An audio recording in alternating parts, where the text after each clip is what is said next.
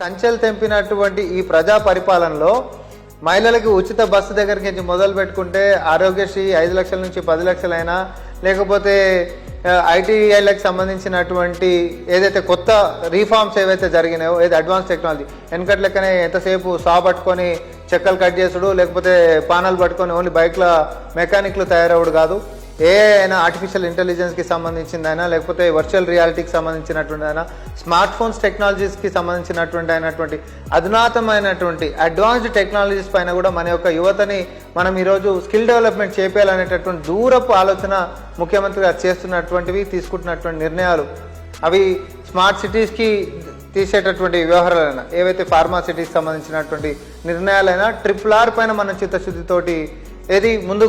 కేంద్రం పైన మన రిక్వెస్ట్లు అయినా లేకపోతే దీర్ఘకాలికంగా ఉంటున్నటువంటి సమస్యల పరిష్కారం కేంద్రంతో సఫలీకృతమై రాష్ట్రానికి వచ్చినటువంటిదైనా దావోస్ పోతే 40,000 కోట్ల రూపాయల పెట్టుబడి ఒక రికార్డు స్థాయిలో సింగిల్ విజిట్ తోటి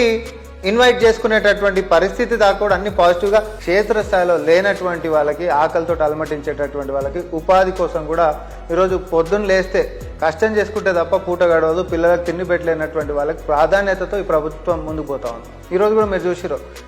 మీరు రేషన్ కార్డుని మాత్రమే ఏది ఒక రిఫరెన్స్ లెక్క తీసుకొని ఆరోగ్యాన్ని నిర్లక్ష్యం చేస్తే ఒప్పుకునేది లేదని చెప్పి నిన్న కూడా ముఖ్యమంత్రి గారు